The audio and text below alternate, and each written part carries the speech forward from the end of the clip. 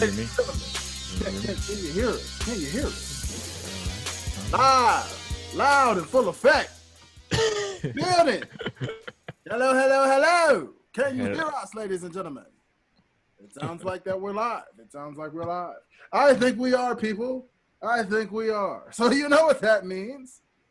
It's another episode of Life's a Botch, featuring your favorite neighborhood Prince of Botch, baby. We are in the building. You know what time it is. Yes, sir.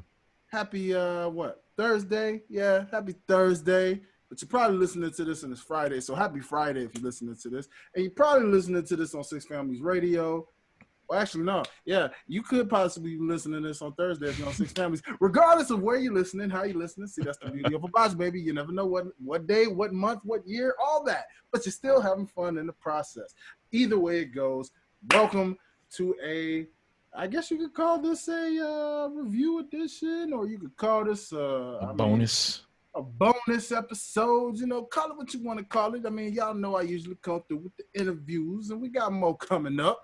Got some real lined up, you know what I'm saying? But I had to bring in my homeboy, my guy. If you are a faithful Botchamaniac, you've already heard him on previous episodes. Now, if you're new, hey, thank you for tuning in. Nice to meet you. How you doing? I'm your favorite Prince of Botch. And I'd like to say, if you're listening on TuneIn Radio, there's a little heart right up there. Go ahead and just click that heart real quick. You know what I'm saying? Smash it. Doing Six Families Radio a favor by clicking that there heart. If you're listening on Apple Podcasts or you're a Spotify-alien out there, go ahead and, hit that little subscribe button. You know what I'm saying? And on Apple, go ahead and leave that 5-star rating for me real quick and just, let us know what you're feeling, how you feeling. Introduce yourself, say who you are, so we can shout you out on the next episode. You already know how that goes. But, once again, to my faithful Botchamaniacs, well, y'all already know this, man. I'm sure, hopefully, you've also subscribed to his podcast shows as well, because my man is grinding it out, doing big things, doing things with the streaming, doing things with the constant content, and also doing constant interviews as well. This man is a man of many, many, many trades.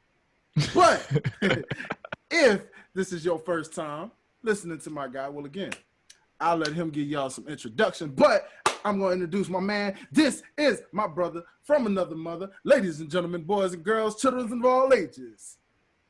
Highlight Reel represents one half of its Life's a Botch Tag Team Champions of the World, the Gresham Unleashed. And, well, your neighborhood Prince of Botch. There we go. Is. We are the modern new age outlaw. Oh my god. Oh my god. And well, and of course, if you're not down with that, we got two words for you. I'll let my partner take this one over. Go ahead and tell him, Josh. I'm gonna keep it PG. Oh, one time for the PG era. Oh, there we go. Oops, did I say that? Here we go. Anyways, this is my man, Josh Gresham from Gresham Unleashed. Yes, sir. Yes, sir. Yes, sir. Yes, sir. If you are listening over from your main source of entertainment, now I'm just playing. It's your boy Gresh. It's your boy Gresh, and yeah. My brother, how you have been doing your thing. You're doing your thing. You are my DOGG. You are my road dog. Yes, sir. Yeah. So, And you already know, man, you the man with the plan, you know what I'm saying? You ain't kissing asses, you kicking asses, if you know what I mean. You know what I'm saying? Yeah. Therefore, I had to say it like that. Y'all know I normally don't say those little words like that, but I got to say that because, that's attitude error slang, because what else would I say unless I said dirty error, but it ain't going to sound the same. So you got to say it the way it is.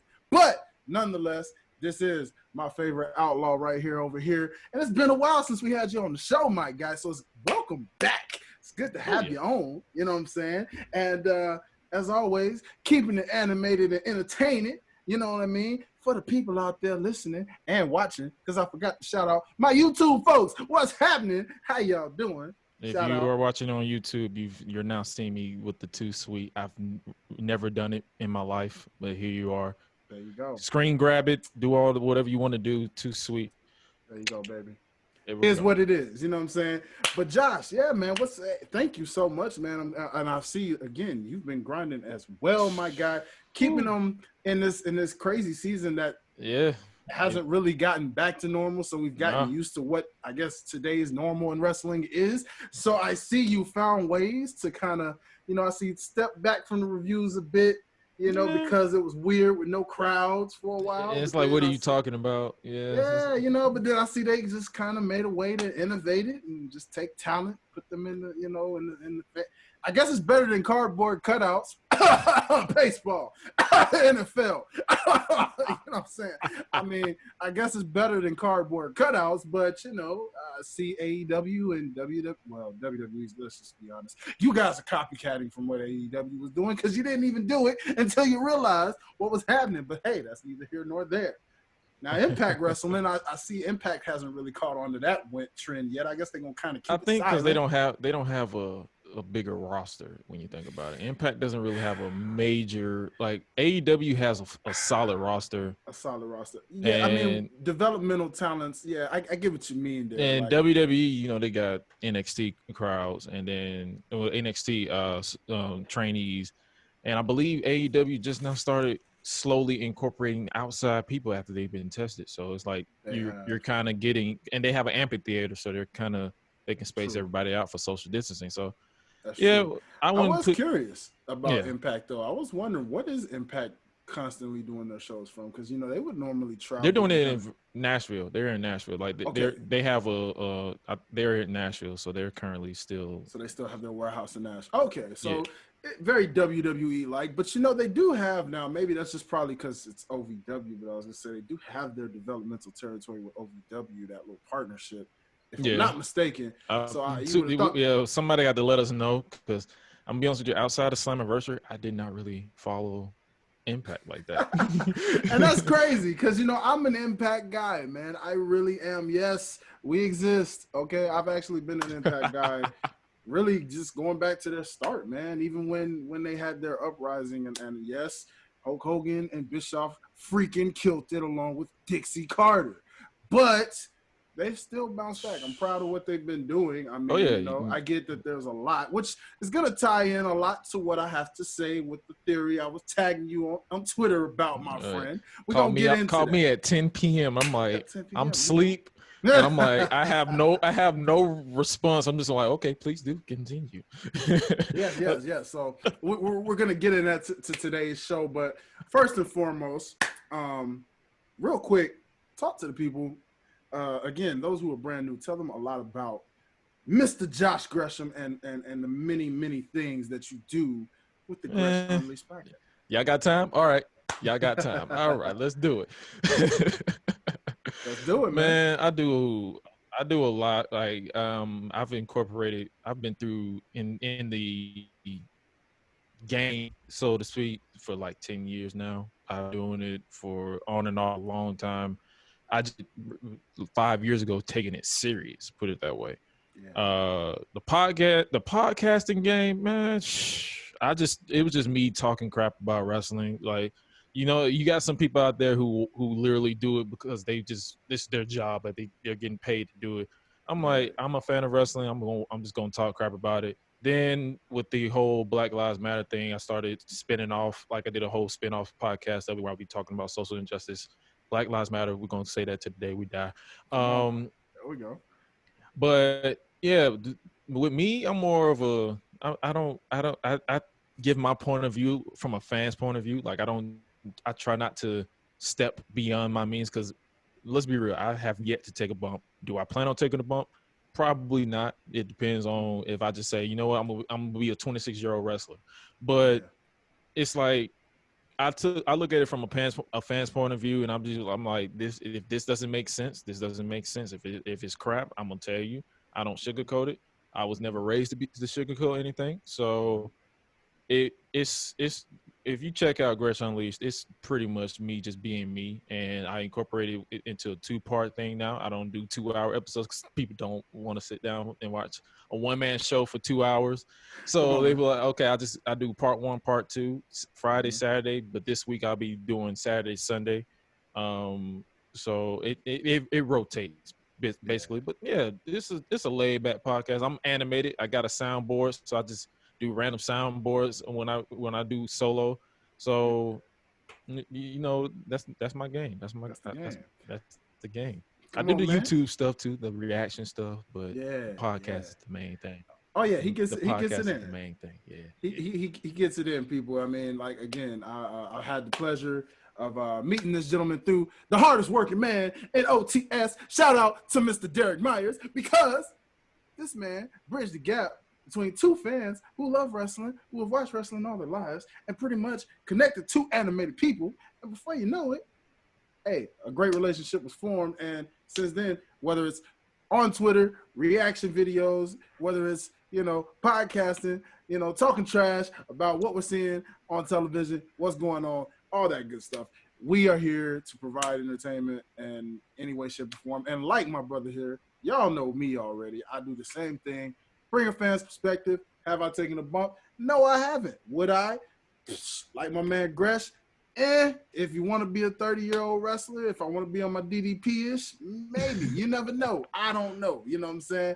I gladly take a chair shot or something. I don't know. Whatever. You know what I mean? But again, bringing the fans' perspective, and I guess you could say I do kind of give you guys, the negatives, but I Yeah. kind of try to do it in a positive spin for the most part. Like I And try to try to look be at it at fun. their point of view, but if it's downright terrible, I'm going to tell you.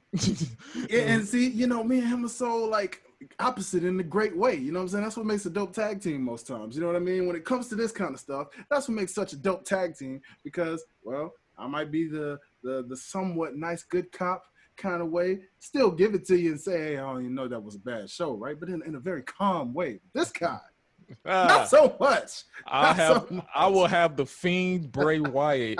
I will have that soundbite just with his laugh.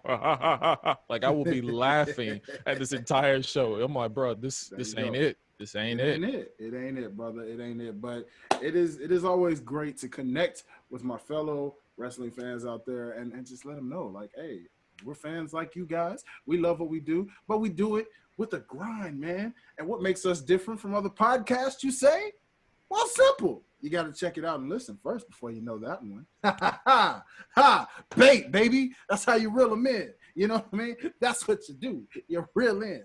But anyways, real quick, going into the start on this bonus edition of Life's a Botch podcast, I had a couple of subject matters I wanted to bring up to you, my friend, and kind of get your introspective, your wrestling intake, All right. and All see right. what you got to say. So first and foremost, let's kind of start this thing off with Miss Kairi Sane with her farewell address and tribute to WWE. The rumors had been swirling around for months on what was she gonna do, was she gonna stay. We knew she was missing her husband in Japan and missing the Japan scenery, and of course, in the midst of a pandemic, that doesn't make it any better. So of course you're gonna want to be near your family, your loved ones. So alas, her time has officially come to an end with WWE, and it's bittersweet. Yeah. I will say it is a very bittersweet thing because, well, her main roster run has not been all that great. And it's no fault of hers. It is definitely, unfortunately, the way the creative wheel turns. And as always, the Bruce continues. Vince continues to turn that ugly wheel of bad side of creative. Therefore, Brother Josh, what are your honest thoughts and opinions on Kairi Sane? What will you remember about her WWE run the most? Mae Young Classic. Her Mae Young Classic run, that would introduce me to her because she has, like, pun intended, the most incredible elbow drop I have ever seen, because everybody was so stiff with it for ever since. The last smooth elbow drop I ever seen was Shawn Michaels. So once everybody started incorporating the elbow drop in their arsenal, they were either so stiff or not energetic about it. Whereas with hers, and it's like with hers, you haven't seen people use it as a finish as of late. Like now, everybody. Bailey. Bailey. Bailey. Oh, sorry. I'm sorry. My bad. Love you, Bailey, but the elbow drop was not. It's not a good look. Yeah, that honestly, if I'm gonna be honest with you, CM Punk's elbow drop wasn't even that good. To be honest with you, it was kind of, Kind of eh. almost forgot that he did that. He did it but he did it as a setup to the GTS or whatever, or the Anaconda Vice. Yeah. But when her, it was like she had some sauce with it. Like she was Yeah. like flowing with it. Like Curling she there, had yeah. her arm like you just like yo about to hit it, and then her elbow drop, and then her little stomp into her sliding forearm. It was like the simplest moves that she did, because everybody. I was having this conversation with Derek. It's like everything has been so choreographed. So it's like when you see that one person that comes out with the smoothness of one simple move and that's their finish, you be like, yo, I'm a fan. And it's because of her I was introduced to what you call it? I was introduced to what was it? Stardom. I was introduced to Stardom because of her. Yes. So I started Stardom. doing my research because of I'm like I was like, because I was trying to figure out who was Kairi Sane, and it was like Kairi Hojo. I'm like, who the heck is Kairi Hojo? And then I looked, it was her, and I'm like, oh, so I appreciate her Mae Young Classic run and her NXT run, because of course she went her matches with Shayna Baszler were her talk about some really dope chemistry that they had. Like they had really, and honestly, I have to agree with you on both accounts, honestly, because her elbow was like unlike one I've ever seen. Like you said, the sauce, the way she would curl, it looked believable. It looked like it legitimately hurt. Because aside from Macho Man's and like you said, Shawn Michaels, anyone after that, before Kairi, it was just like, eh, like you said, setup, if anything. But if that beat somebody, it was like, no way. That's not, that doesn't look believable. But hers looked devastating. Like you felt that. And if the right person sold it, it was even better. It was just like, wow, that was devastating. It always depends on it takes two to make something look beautiful. And if one person is stiff and sandbags you, it's not your fault. It's the fact that they suck. So exactly, you know what I mean. But she was definitely, those Mae Young classics. Definitely told the tale for me with her, and even really with her NXT run. Her NXT run was, to me, the highlight extended of that, because of the fact that, again, her and Shayna Baszler were able to recreate their magic. Some would argue and say that their Mae Young Classic magic was better than the NXT magic per se, but she still had some really good matches with people in NXT. I mean, I think about the Triple Threat, or was that a Fatal 4-Way? No, yeah, I believe that was actually, it was a Fatal 4-Way. Yeah, Fatal 4-Way. I believe it was Kairi Sane and Shayna Baszler, Bianca Belair, and I believe Io Shirai. Yeah. Fatal 4-Way. Yeah, Fatal Yep. 4-Way. That takeover. Yep, I remember that. Just different things like that. And she had very good runs. And I believe wasn't she in a War Games? I believe as well. Was she not? That was EO, because that was just EO. It was EO because Kairi, to me, I believe she was called up early. At that point, she was. Yeah. Because when you look back at her NXT run, I think her NXT run was a little prematurely ended, because I believe that, because remember, EO turned heel and they end up putting Candice in Kairi's spot because Vince wanted Kairi up in the main roster. Yeah. I honestly believe to this day that Kairi was supposed to be the one that was turned on by EO, and that would have been, even though that match between EO and Candice was out of this world, great. Yes. I believe that it was supposed to be Kairi versus EO, and that would have been through the roof. That would have been through the roof. And just scenarios like that make you just really say it's a shame that her WWE run, it could have been so much better, and again, this is no fault of hers. Right. It's just the fact of premature building, premature call-ups, and that's the tale of a lot of people. I think about Apollo Crews. I think about so many different people from NXT who didn't really have a chance to, like, really develop, But I look at the fact that with Kairi, man, it just even with her and Asuka being the Kabuki Warriors at first, I remember how we reacted to that. Like, oh man, that's just typical. Yeah. That's racist. How you gonna put the two Japanese people together and just assume they're this like that? But it worked. Yeah, you know, it worked. It took some getting used to. You know, they had the real bad mush mixed music between Kyrie's and Asuka's. It was like her music. Then they went to her they could have just came out to Oscar's music if you want to be real, like because Oscar's music was more more bad than like in a good way than Kyrie's because and especially if you're going to portray them as heels, so it's like. Yeah, it was. Ugh. I mean, and then they incorporated the green mist, and I'm like, yeah, I get it. It's a shout out to Great Muta, but I doubt that was the reason why. They was like, oh, she's Japanese. Tajiri did green mist. Let's put it on Oscar. So I'm telling you, man, and it's just crazy how all of that goes and takes tail the way that it did. You see, they got ninjas now. Yeah, don't get me started on that, boy. They really just, oh my gosh, like I sit there and I'm just like, man, this is so. What's next? You gonna have a black wrestler come out with some thugs now? You know, take your pick. You know what I mean? Prime time. No, I mean like a legit gang of thugs this time though. Not just I'm two. about to say, like you gonna have like somebody portray a drug lord, and you just got a bunch of like gang members who have like fake guns and stuff. Like, hey, break yourself, fool. You know what I'm saying? Like, and then they getting beat up and jobbed out. Like, what's that? You're giving them ideas because watch they do it.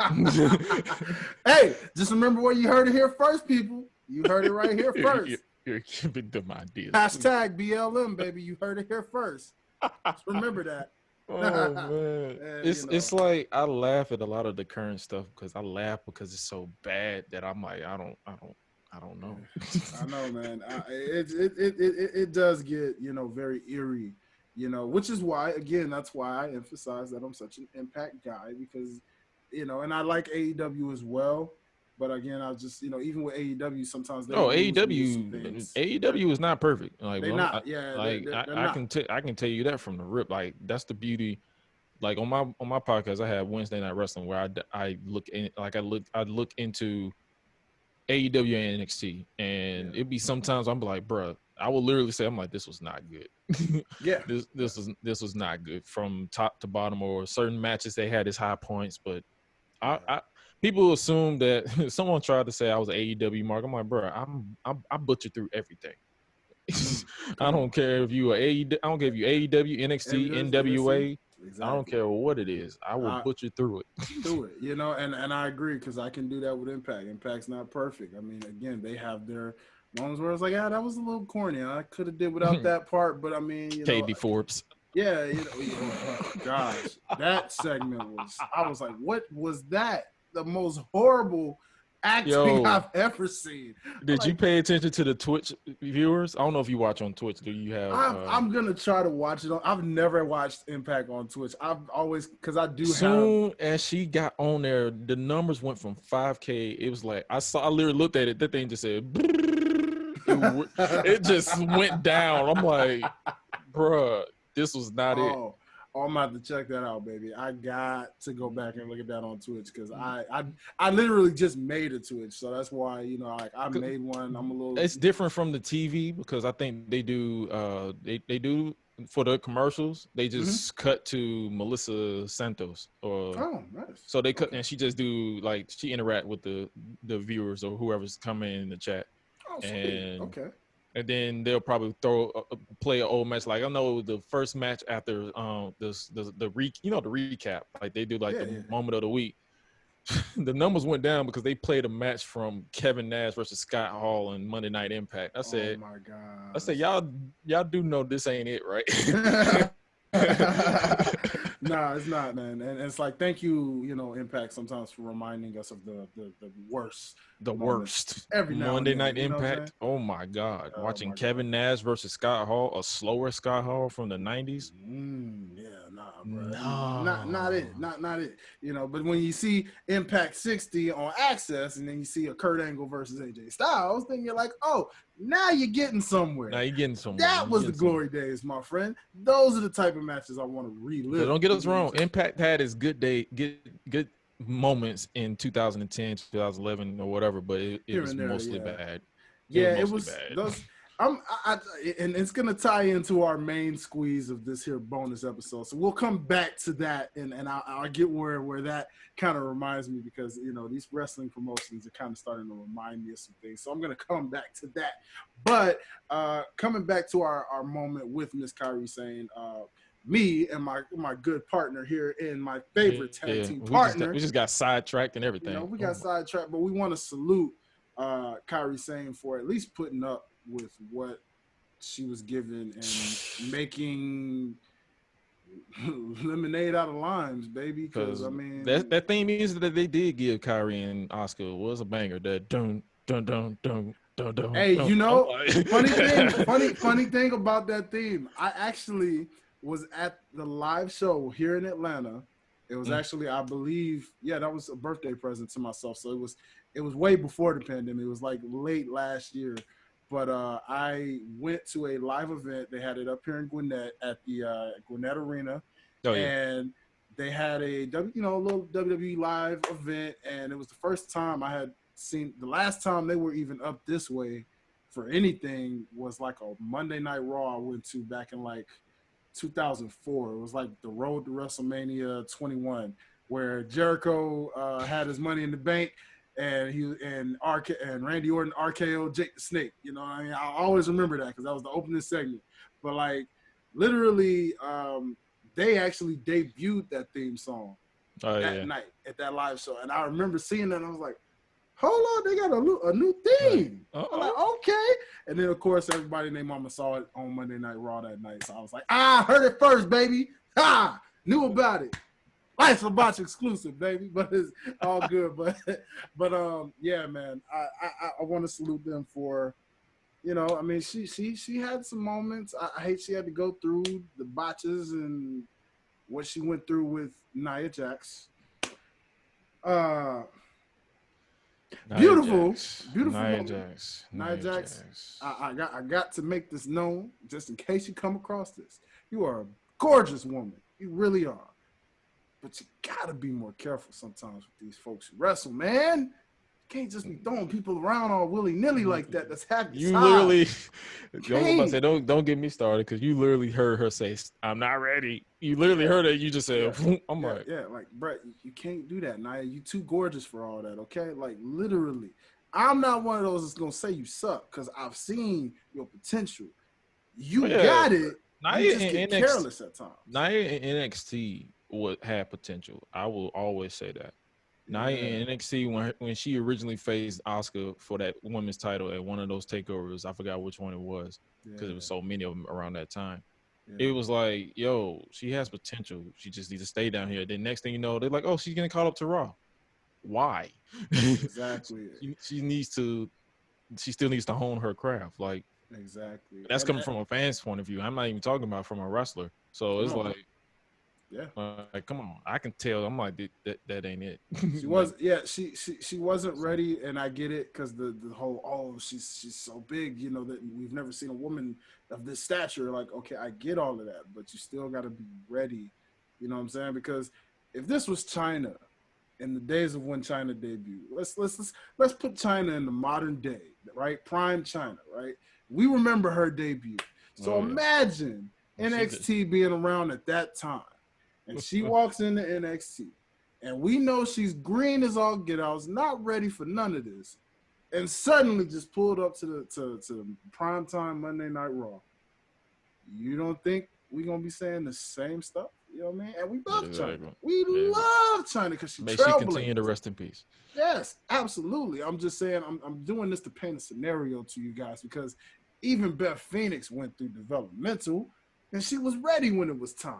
It was a little green at her start, but she glowed, she developed, and she was better. I mean, you know what I'm saying? So I'm just saying, when you got these powerhouse, unique women-like figures, man, you can't just throw them in there just because they look different and stand out. I'm about to say, look at Awesome Kong. I'm about to say, look at Awesome Kong or Karma when she was in WWE. Yeah, She was solid in her feud with Gail Kim, and back we talk about Impact again. yeah, So yeah. it's like She there's was. good big women, but it's just more so you just got to make sure they're ready You gotta make sure. and not Exactly. come off as reckless because that Exactly. to this day we all know Becky wasn't supposed to be over because she got punched in the face by Nia. That's the only reason why. Let's be real. Like Becky was getting over from the marks, but she didn't get mainstream until she got punched in the face. Until you saw that visual of her Yeah, blood dripping down her SmackDown shirt, yeah, and she up yeah. there with her arms out like, "Come at me, bro," or well, she was like, this is me." So when you see that, it's like you still remember that visual and where you were that day because of Nia's unintentional fuck up. Or excuse the F bomb, but that's basically Hey, it's okay, brother. It's okay. When it gets dropped, it's an explosion to let people know what's up. But still, I second that to say that, the funny thing about that is, yes, I agree because even with Anaya, like Naya, I look at it, her best time so far to me still hasn't topped what her feuds with Ronda Rousey. You know what I mean? Uh, they had a good little chemistry going on where when you have the right person that can play off of how she is, the fact that Ronda being as bad, as she is as far as like a legitimate fighter, how she knew how to climb around Naya and just do like a tree trunk kind of thing and make it work and look believe it was like, yo, so even with Shayna, I'm excited that they got this little build up going between these two. I think it's a little too soon, but maybe they're just trying to do this for SummerSlam. I guess they're just trying to throw these big matches together some kind of way with what they have. But yeah, it is what it is. But Kairi, we thank you for what you had, what you've done, the time you spent in WWE, and we know you're gonna kill it in Japan. So we're definitely gonna follow you even over there. But if you just so happen to kind of slide through Jacksonville for like maybe a 2 or 3 week appearance, we won't fault you for that. I see what you're doing there, brother. Yes. I mean, that's another thing. That's the perfect transition, good brother. That is the perfect transition. I mean, if you don't want to go 100% back to Japan just yet, I mean, if they won't let you fly overseas, you can take a little pit stop, maybe help bolster their women's division because they need it. They need it. I wouldn't mind Kyrie versus Sheeta. You know what I mean? I think that would be pretty freaking dope to see. You know what I mean? Sheeta's been killing it, having match after match after match with crazy people. Kyrie and Big Swole, Kyrie and Britt Breaker. The role model, the real role model, as they say. Whenever if she ever stays off the injury reserve list, of course, yeah. There's that, and it's like every time I look at Britt, it's like you injured again. First the knee injury, then the face injury. I'm like, girl, I know, man. Can't get rid of it. You can't get rid of it. But is what it is. Make it work. But I do agree. I see where you're going there. So let's talk about that, my friend, because last night. In last night's Wednesday Night Wars, we noticed that, well, a certain 3-letter promotion in that very city of Jacksonville had a lot of interesting debuts and surprise appearances come about. So, my friend, what are your thoughts? Who stuck out to you? What was this all about? Because first we saw Slammiversary do it, and now here it is. AEW does it on a regular AEW, by the way. No special show, no nothing this time. This is a regular old episode full of pure appearances, left and right. You blink, you missed it. Like, whoa, wait a minute. This guy's one guy here? you didn't miss it. One guy you didn't miss it because he was so big. Your boy, formerly known as Zack Ryder, Matt Cardona. Nah, come on now. Using the government name. What is he eating, bro? Bro, you was big. You and Heath Slater. Yeah. Him and Heath, man, they must have been doing some heavy. I'm like, y'all was doing some Jinder Mahal type workout. Remember Jinder Mahal and at Drew, one point? and Drew. was True. slim, and then next thing you know, they come out. I'm like, what the? Now I think I was it need your meal Taz? plan. Was it Taz? I think it was Taz. Somebody I recall somebody on one of these podcasts. It was an actual veteran wrestler. You know what I'm saying? But I believe it was Yeah, Taz. But somebody actually mentioned that generally what happens is when guys get released, you go through that it might have even been Gender that said this, but like when you get released that first period, you get a little unmotivated, right? But then all of a sudden you get motivated. Probably after that first couple of weeks, you get yeah. motivated, you get back in the gym, and the next thing you know, you hitting the weights hard, and then before you know it, you come back and you're jacked and you're looking in great shape. I'm We saw like, that with Roman Reigns. Remember that time he was suspended oh yeah. and he came back looking just You like, see him now.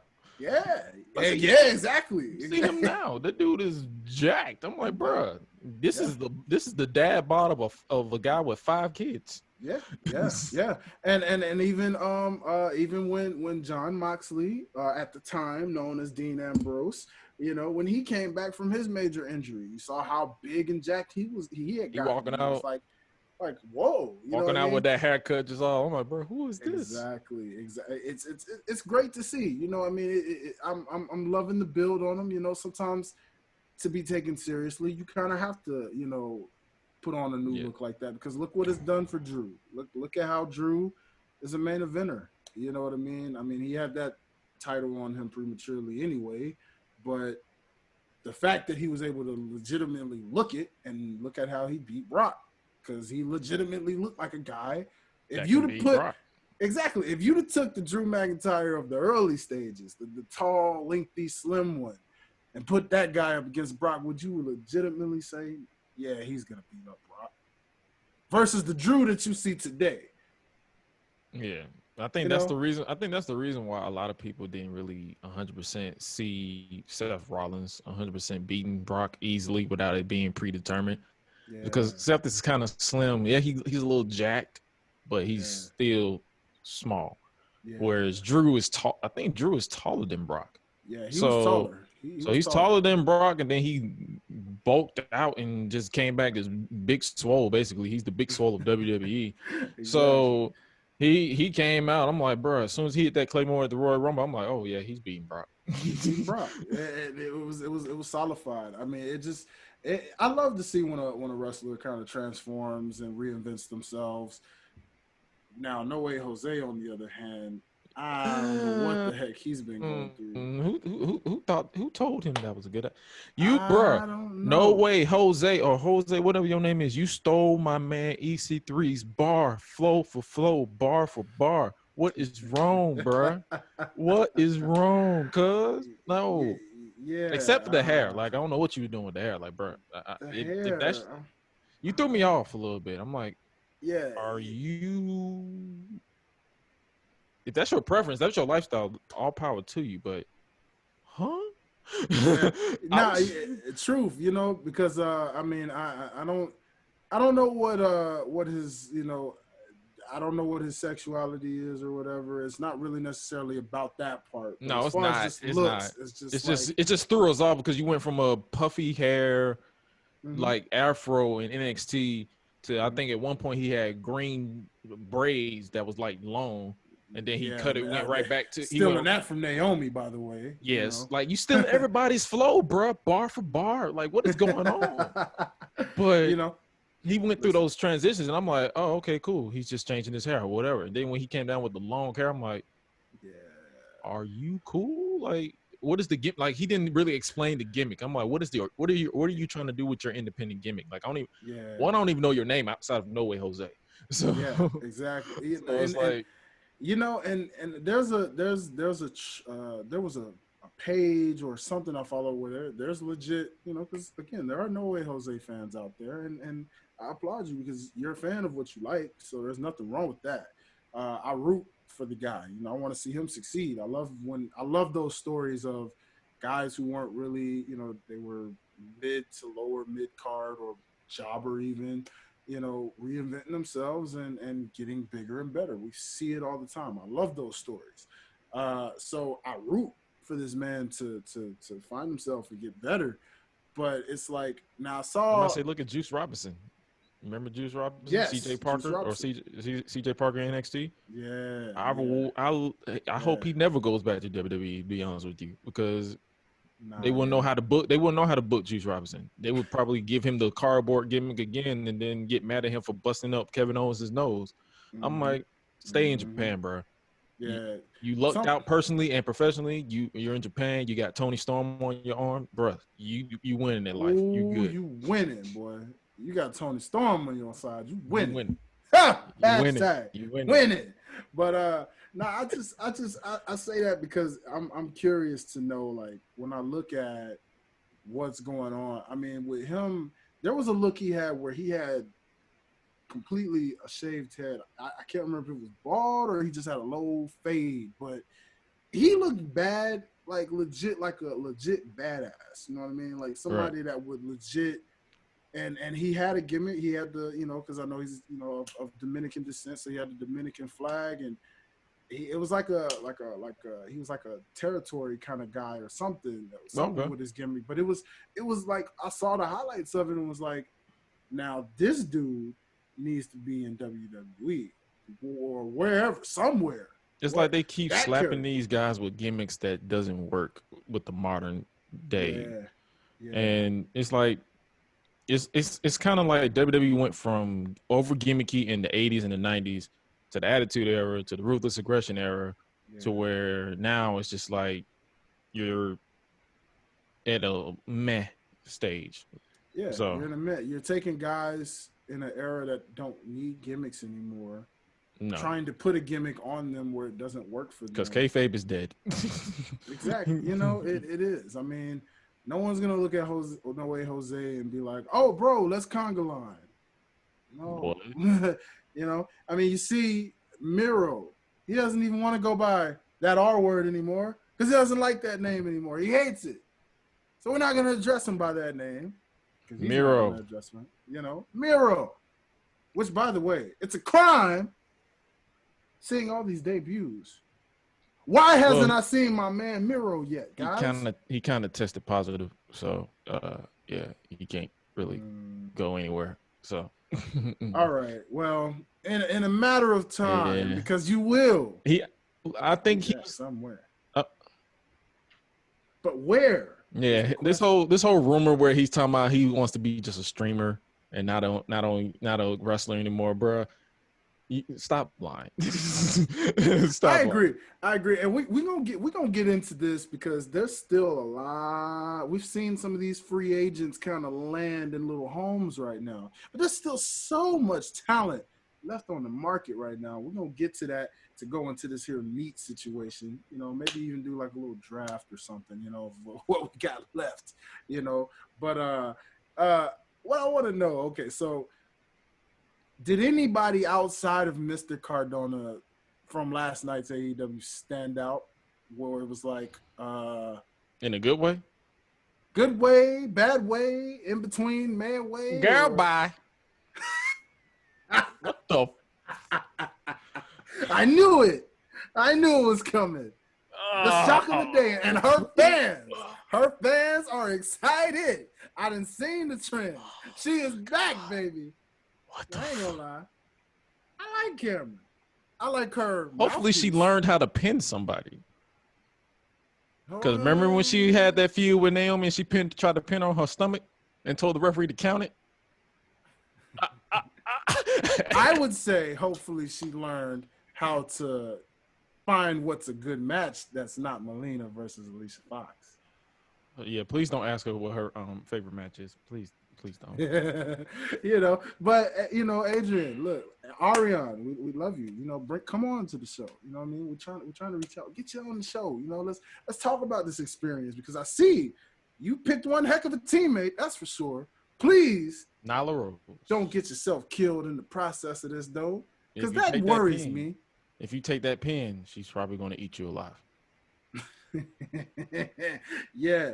Because I mean, you barely, you know how that went with you and Naomi. I mean, Naomi was the muscle, you was kind of the mouthpiece, and when that broke away, you kind of stood out on your own. Well, you know, Naomi kind of puts you in place a little bit. So God forbid what Nyla does, because that's twice the person Naomi is. So and then you're gonna best of be, luck to you, girl. Best and of then you're luck gonna to be you. verbally disparaged upon by Vicky Guerrero.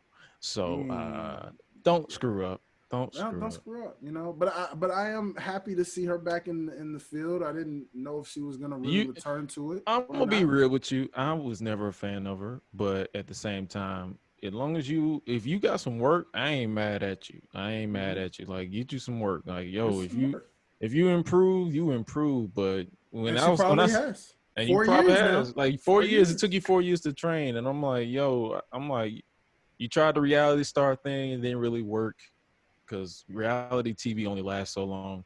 But hey, I'm watching. I'm like, yo, I'll Look, let you know. And this is the voice where you'll know if it was crap. I'll tell you it was crap. But if it was good, it was good. I'll So tell that's you what it's I'm good. saying. And I'm always giving people a fair chance. Like when I first, I'm be real with you. When I first saw, I was like, for real. I was like, oh, this is a legit thing. Okay, but then when I looked at it, they need women. So because They do. AEW's women's division is lackluster, if I'm being. And they need personality, and she definitely brings that to the table because the her strongest point more than anything is her charisma. I am kind of like you guys as far as if you would say I like her because I've seen what she offers as far as wrestling wise. I was like, okay, she's a good person to beat up. If you're trying to make someone look good, she's the kind of person. No, seriously, because you got think of a rock star Spud, for example, like when he was a heel, uh, and he's a little guy. You're not gonna take him serious, or even Spike Dudley. When Spike Dudley was heel and he had his muscle, he had the Dudleys as his muscle, Oh and yeah, he's he was like the the boss. boss. Yeah, he's the boss, but you're like, bro, you're like You're like pint size. I can you're a beat you with my toothpick. finger.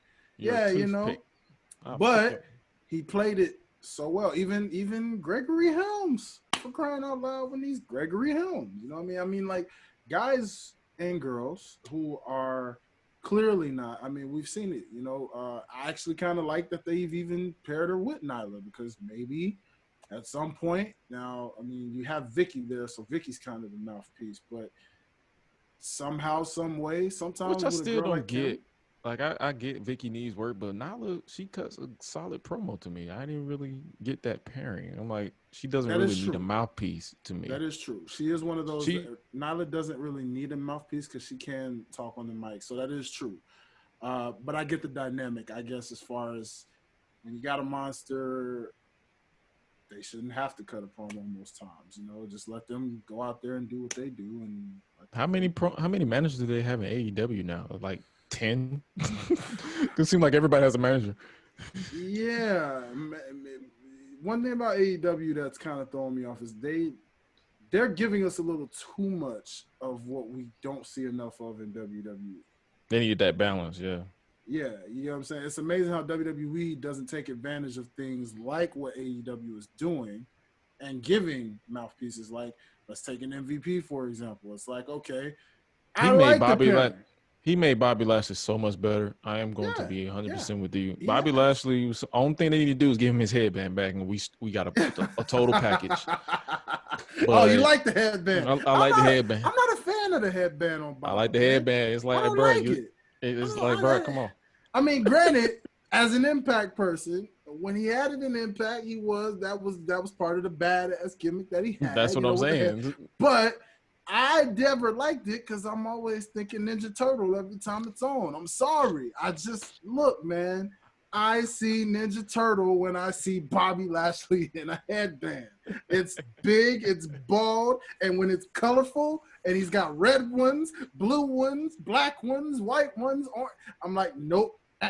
Moose, you too. I don't like the ninja headband. Same case with you. I'm glad you got rid of it, brother. He's the black Karate Kid, that being Moose. That's what that man is. I'm like, bro, this is all I'll think Oh about my is Karate gosh. Kid. No, Like every time when he was no. wrestling with the headband, I'm like, bro, you look like. I'm like, you're doing well, grasshopper. You That's see all what I I'm was saying? thinking. And again, that's why I'm just like, yeah, no. You know what I'm saying? Like, no. You know what I mean? So I like Lashley without the headband. Keep it as is. You know what I'm saying? But I do like the pairing. I even like the fact that they done put my boy, the OG, my man Shelton Benjamin, finally getting some Shelton relevance. You know what I'm saying? Now, Benjamin. do I like the fact that they gave How they knew they do it? Shelton Benjamin. Wait, no. I thought that was my boys though. I could have sworn. Yeah. I That ain't was gonna the lie to you. Usos that I'm did it not like gonna that. lie to you. The Usos and the New Day have wrestled so many times. I be getting them mixed up You get it sometimes. mixed up. I understand that, my friend. I don't know I why. get it. Listen, I I don't get know it. why. It's like, bro, because they went back and forth so many times. I'm like, wait, who said that? Who said what? Yeah. And those are two tag teams that aren't going anywhere anytime soon. But I pray one day, someday, even though it probably won't happen, I would love to see the Usos come to an AEW or an Impact Wrestling and wrestle some of these up and coming tag teams or these tag teams that, you know, the Lucha Bros. There's so many because WWE doesn't take advantage of these tag teams. And I'm I just think like, WWE, they need to get out of their way and stop trying to isolate themselves and just be like, you know what? Here, come for a tournament and just do a cross promotion. bro, legit, Because man. it's not that hard. It's not that hard. I hate the way they do that. I'm telling you, man, because even with AEW, like, it's to a point where they're almost having too many tag teams where you're almost forgetting. They like, just signed yo, FTR on Wednesday. So exactly. You get what I'm saying? Thank God the Good Brothers are in Impact. I was like, thank you for bringing them over here because I don't think they should go to AEW because that's already a pack. They were Oh, when it I first know. started. But I know. Believe me, I know. But I'm glad they're in Impact because Impact has a nice tag division in its own right. You know, you got the North, you got Chum and Scum, you know, and all of, you know, like, and it's building up in its own right. So I like spreading the wealth in a way. You get what I'm saying? Like, it's a good thing, you know. So props to it, you know, props to what's going on with it. But I look at this and I'm just saying, like, when you look at Cameron, because this is where we kind of had it with her, right? Okay, so with Cameron, where I was saying with my fandom, I'm a fan of hers to a degree. I'm not a fan of her as a wrestler unless she's just one of those getting beat up. Because again, I feel like she's she knows how to sell. She knows how to sell. She knows how to sell, make her talent look good. But again, 4 years off. Who knows now? Maybe she might impress some people and actually show like, hey, I can do some stuff offensively now too, and I might change you smarks out there. You know, you smarks, yeah, you smarks. I might be able to get y'all, you know, on my side and understand like, hey, I'd improved. You know what I'm saying? I took this serious. I really do love this. And that's where I was telling with Derek. It's like I get. They have to impress the smarts, but at the same time, they have to remember that they don't make up the entire population of viewers. You can do stuff to please them, but this whole cancel culture and all that stuff, they did not really make up the population. Yeah, no, not at all. Hey, Derek, insert transition. I have to go use the restroom. Insert the transition. Transition, baby. We'll be back with this intermission. Ladies and gentlemen, I guess in the meantime, I would just love to say that, with what's going on, AEW really had a stellar surprise. What I love about what's been going on is that basically while everything has been going on, you know, Impact Wrestling has a bevy of new talent, up and coming talent, and some of these free agents, you know.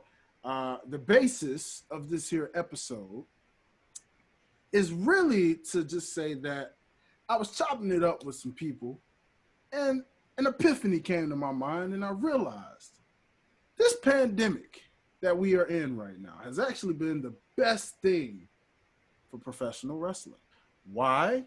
Well, in the words of the illustrious Vince McMahon, it's time to shake things up again.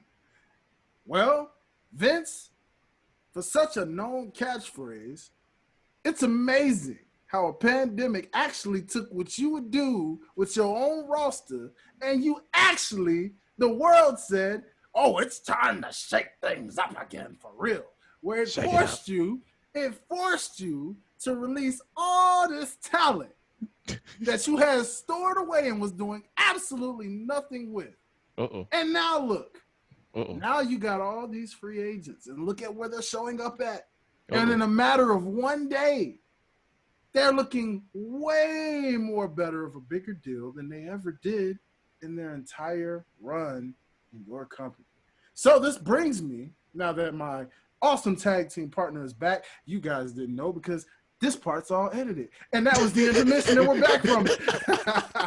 But anyways, Josh, welcome back because basically what I wanted to say here, now that we've kind of inserted how we feel about Cameron, again, I just want to say, Cameron, look, I'm looking forward to seeing what you do. I can't wait to see if you've improved. Either way, I do know this. You add charisma in a much-needed women's division. And you are one heck of a mouthpiece. You know what I'm saying? It needs charisma because charisma. Yes. It's only so much entertainment I can get from watching a wrist lock and a headlock. I need some entertainment. You need some entertainment. And Cameron, I know for a fact, is going to bring that. You know what I'm saying? Like, regardless of what she has or hasn't improved in with her in-ring abilities, two things are certain. She's a mouthpiece with a lot of charisma. She's attractive, and she can definitely sell to make the good guy or the baby face look a lot better. So that being said, I'm not saying that's a thing that a lot of people need to because that's a conversation I was having with Derek off air. They have lost the art of selling and telling a story. Everything is always acrobatics and leg, or what Randy Orton says, leg slap. You slapping your leg, slap, slap, slap, and it's like, and it's too many false finishes. So it's like to see certain characters that we can get to tell a story. I'm all for it. And if Cameron can bring that to the table in this women's division, yes, for those who listen to me from this podcast and those who listen to me from the Gresh Unleashed podcast, I am going to say this to the day I die. The AEW women's division is lackluster because they don't have character. That's just me. That's it. If you agree with it, I hope you do. But it's like they need more character. They need more vignettes. They need more promo packages or whatever. Let the women interact with the men more to give them a character from there. So it's so many things that you can do that is like we need that, because the women's division, when they first put it on Riho, I'm like, this ain't it. When they did put it on Nyla, it was going in the right direction. Then they put it on Sheeta. I'm like, okay, this is somewhat okay. But then it's like now it's just like, okay, you got Britt Baker, you got Big Swole. That's it. Yeah, see, Nyla represents the monstrous figure. And then, of course, Sheeta represents the workhorse because, again, she can put on great matches. The problem is she's Japanese, and again, in respect to most Japanese talent outside of Asuka, they lack a lot of charisma. You get what I'm saying? So you got to, it's like she has that serious demeanor. She's serious demeanor, but she also needs a character that will flip with her, that will make her a little bit like to balance her out. Like you want to know why The Rock and Stone Cold worked is because they had two different personalities. When you had the corporate champion and you had the rebel, they worked. You had Mr. McMahon, you had Stone Cold. That worked because they was complete polar opposites. Sheeta is missing her polar opposite. Nyla is missing her polar opposite. All these people are missing their polar opposite, and we need to give a reason why such and such is a polar opposite. So it's like they're missing so many key details. And the only person, and like people like to blame Vince McMahon for a lot of things, I'm blaming Tony Khan because he has the final say. It's like, bruh, you need to look at this script and say, how are we going to get these women over? Because they're not getting over. And I'm not even talking from a Marks fan. I'm talking from a casual. If I let my sister watch AEW right now, she speeds past the women's division segment because they're so just there. She's like, I forgot this was on. It like you forget, and it's like, okay, that was not it. The last two ones match.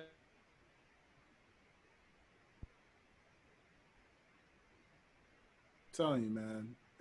Listen, you don't have to even tell me about it, bro. Like, I know.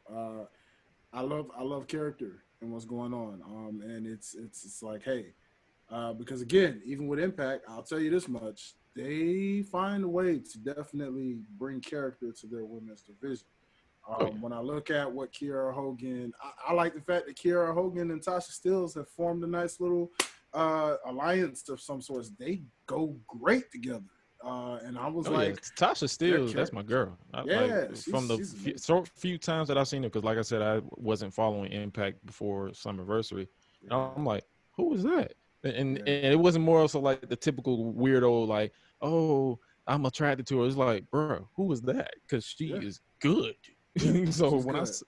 when I see her and the way she just brings, just she's smooth with it. She reminds me, she's Impact's Big Swole.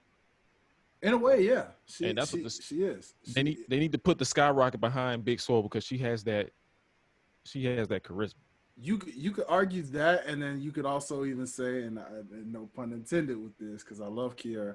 You could even say Kiera is kind of like their Naomi, so it kind of coincides in a way. Yeah, You know what I'm saying? yeah. But When you you think know, about it, yeah. she might have a little more charisma than Naomi, even though Naomi is great in her own way. I think Kiera might have a little bit more charisma than Naomi does, but like that, what they're doing That we together. know of because they don't give her no opportunities. Well, that is true. Yeah, So that we know of. So I do like what they're doing. I mean, everybody's showing, even Deonna Purrazzo, for crying out loud.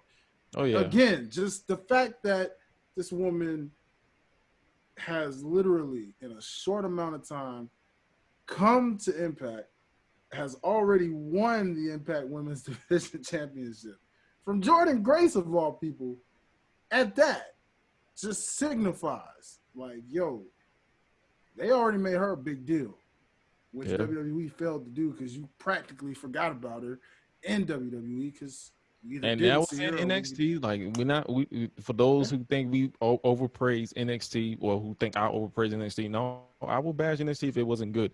And the Mhm. fact that they didn't use Deonna Purrazzo is a crime to me. It is. So, and the fact that they released her over people who are not as talented is also mind blowing to me. I'm like, It is. It because is. I don't want nobody to lose their job, but I wouldn't have batted too much of an eye if they would have got rid of Lacey Evans and not Deonna Purrazzo. That's just me. That's just my personal preference. Oh, see, that's a tough one because I like Lacey in a different way. That's what I'm saying. I like her. That's what I'm saying. If they would have gotten rid of her instead of Deonna, I wouldn't have been as Yeah, like because Lacey has her opportunities. She's been on the main roster. Deonna was still that's in true. NXT, That's so it's true. like you kind of pulled the rug from up under her, and that's just me That's being true. a semi-biased Deonna Purrazzo fan. So it's like That's true. that's just me. That's just my honest opinion. If So. anything, I see your Lacey, and I would have replaced it with Dana Brooke because Dana Brooke's the kind of person that needs Matter to of get fact, I released. retract what I just said. Yeah, Dana Yeah, Brooke, yeah. Lacey. Okay, you're safe from my. Because Lacey got a charisma to her. She's better as a heel. I'm glad they took her back to a heel role. That was random though. Uh, Let's be real. That was random. it It's like wait, was, she's a heel now. but if you think about it, what else were they supposed to do? Because who else is there outside of freaking Sasha and Bailey that is a credible women's heel? Because you don't know what the heck Charlotte is these days. All you know with her is that they just catapult her and She's the run the queen. division on. She's That's the it. queen. Yeah, She's the queen. you don't know, is she heel? Is she face? I don't She's know. that's literally. I think that's I can't. literally that's the way they describe it. They were like, you got the heels, you got the baby face, then you have Charlotte. Yeah, pretty much. Yeah, pretty much. So it just I like that she's back. I feel like Lacey, after seeing what Lacey was as a baby face, it's like she has no. Some people just better as heels than they are baby faces, and I've seen enough of her baby face run to know.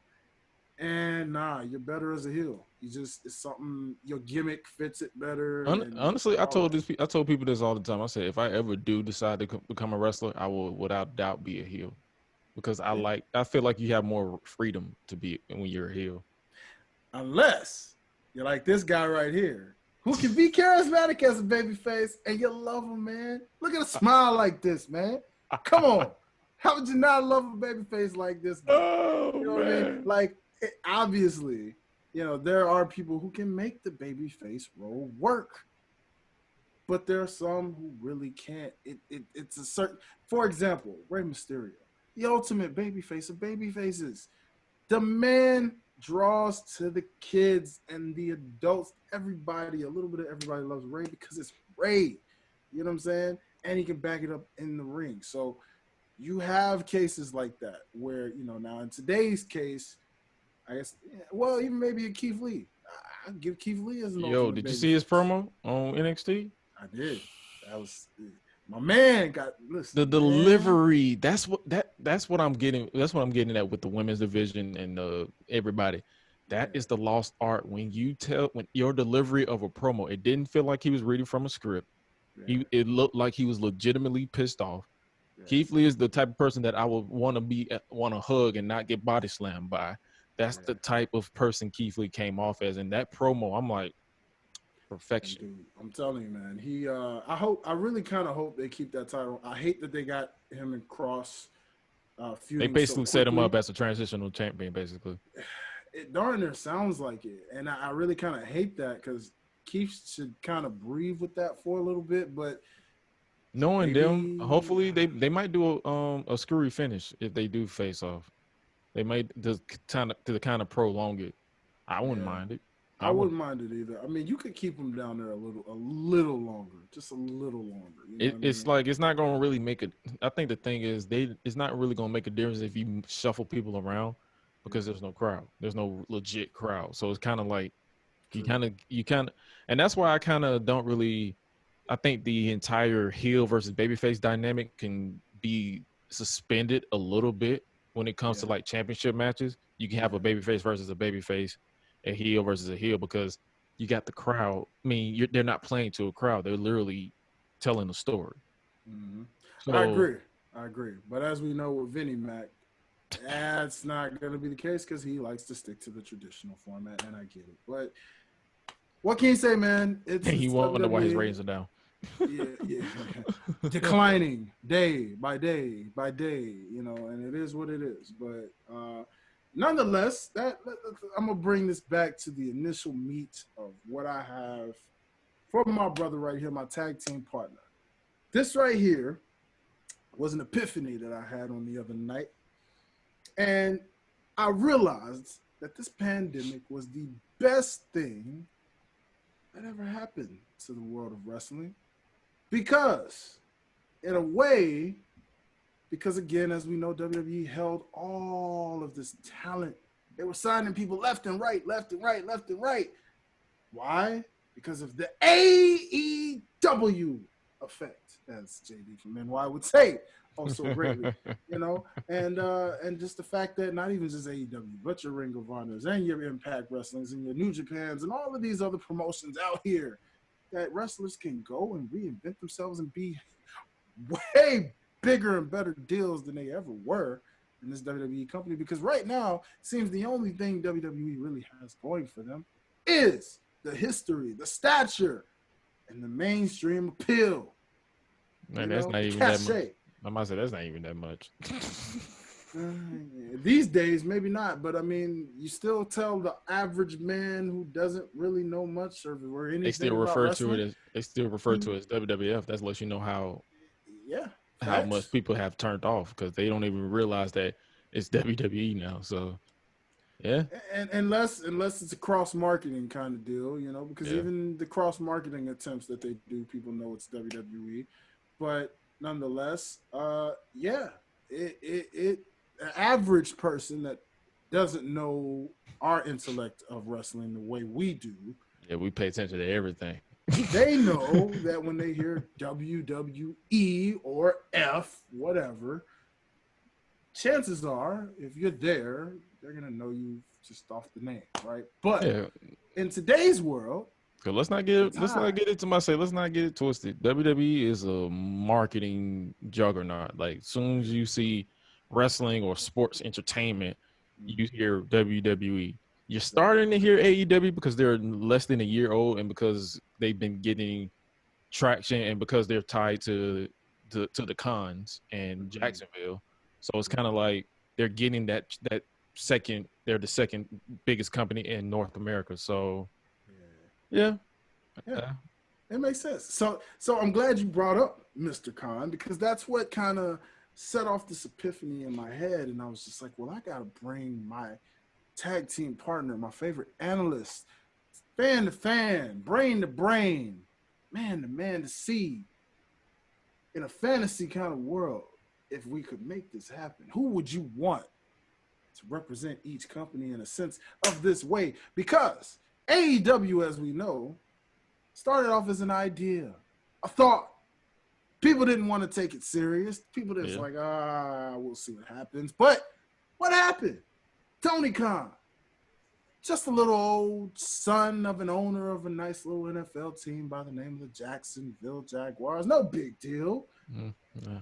Suddenly gets with these guys, these wrestling minds, and known as the elites. And before you know it, well, they put their ducks in a row, and before you know it, everything becomes legit. And then here comes the press conference, here comes the pre-shows, and then before you know it, AEW is a full-fledged product. And look at what it's been able to do in less than a year, as you mentioned, behind big-time money, which takes me back to the original days of wrestling, when you had your territories, and then Vince McMahon Jr. said, screw that. I'm going to break the number one rule of you don't take the top talent from every territory. And he did it anyway. Yeah. And he made this global juggernaut, which we appreciate because it actually played out over the years. We love wrestling the way we do because of what you did. But things always have a way of coming to bite you back in the butt. And in today's case, in the year 2020, who would have thought that a simple pandemic can shake things up again? Who would have thought? A pandemic literally said, oh yeah, Vince, we're going to shake it up all right. Only this time, we're going to shake it up for real. Forcing you to release all of the talent that you had in your grasp, that you were just sitting on just to sit on. And now you've released all this talent. And now they have the opportunity to go here, here, here, and here. So then I thought, well, there's a lot of dope promotions out there right now. There's your MLWs. There is your NWA Powers. There is your Impact Wrestlings, your New Japan Pro Wrestlings. You know what I'm saying? There's so many. Your House of Glories. There's so many promotions out there. And I thought, well, Tony Khan was able to help make AEW become already just such a top-notch juggernaut to the WWE in such a short amount of time. So imagine if we did these wrestling promotions kind of like the NBA does with all of these separate organizations. Okay? Imagine just assigning one billionaire owner. Because think about WCW. It was the same exact formula. Mr. Ted Turner. Ted Turner, a man who knew nothing about pro wrestling, nothing at all. He just wanted to expand. And he said, you know what? I'm going to make a wrestling promotion. And I got the money because I own freaking Turner. So why not? And look at what happened. WCW went on to create one of the most epic wars that we have known to this day. And AEW is well on its way of doing kind of sort of the same thing in its modern day way. So imagine if you had ownerships. Think of a Mark Cuban with the Dallas Mavericks and all the money he's got. And we know you're a wrestling fan. So Mr. Mark Cuban, if somehow, some way, someone in the Dallas area happens to know you and can pitch this to you, hey, sir, you ever thought about just going and doing your research on one of these wrestling companies? Maybe, because I thought about Impact Wrestling. And I said to myself, well, okay, Dixie Carter, yes, you ran it into the ground. Yes, your family had lots of money, but you ran it into the ground because you got a little bit power trippy. You wanted to try to outdo. You know what I mean? AEW makes it clear. WWE light. Yeah, AEW makes it clear we ain't trying to be y'all, albeit some of you smarks out there, I see what you're saying. Some of y'all are saying, oh, here you go getting these washed up WWE guys. Oh, but you're not trying to be WWE. Sir, it's called opportunity, okay? It's called giving someone a chance to really show what they can do because they were just sitting there and catering. You get what I'm saying? So, hey, don't call them washed up because all of a sudden when they blow up in this new company, then you're going to sit there and say, gosh, I was wrong, you know? Because everybody comes from somewhere. No one's always completely I'm homegrown. about to say, if you want to be real, My AJ Styles is a TNA guy. Samoa Joe is a Ring of Honor guy. Who else? Bobby Daniel Roode. Bryan, CM Bobby Punk. Roode is a TNA guy. CM Punk, Ring of Honor guy. Technically, Bobby Lashley's a TNA guy. Yeah. Well, because his real run comes his from real run was in TNA. Because Yeah. do you really TNA honestly remember? GFW, whatever. Yeah, TNA GFW, whatever. Do you really remember his first original WWE run? People? I know he represented Trump. Oh my! But that's a regretful remember. decision nowadays. That's all I remember. That's all I really remember, and that's all we're going to keep that memory and act like it didn't even happen. That's Yeah. what we're going to do. But nonetheless, that's again going back to the basis of this. Mr. Josh Gresham. Just imagine some of these dope billionaire owners out here.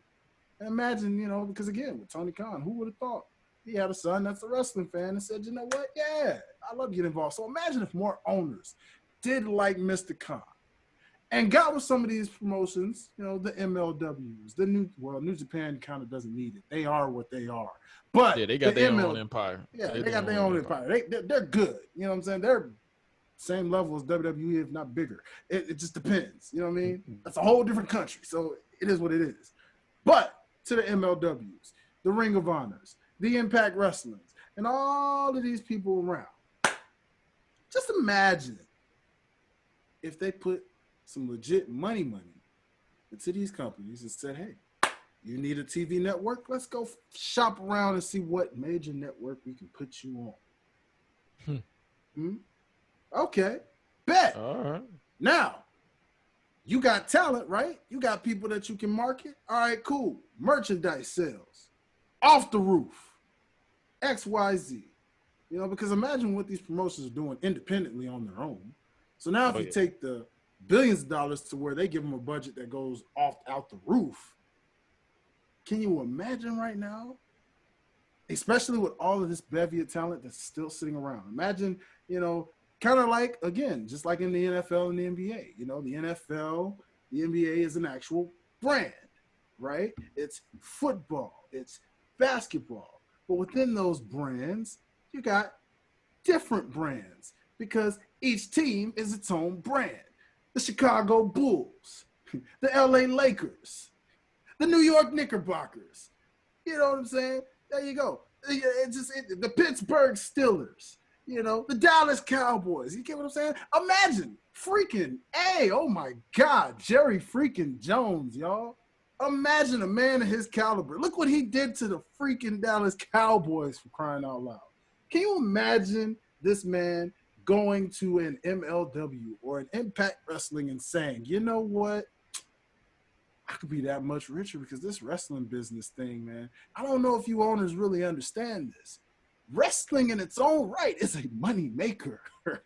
And if you bring your dollars to this product, it's going to grow exponentially. And then you look at WWE success, and a man with your caliber, Jerry Jones, with your kind of money, Mark Cuban, with your kind of money, y'all can go light years ahead of what Vince is doing. So, my brother, think about this for a second. Who in the right mind, what promotion and what owner would you like to tag team together to say, I think they could legitimately change the whole game and be honestly, on that top tier level? I'm say honestly, if I want to be real with you, if someone legitimately buys NWA and kind of merge it with modern day wrestling and kind of still have that old school feel, and kind of like if I had to put like if Mark Cuban wanted to go to relocate NWA from Atlanta to Dallas Mm-hmm. to kind of bring it and bring it up and build it up.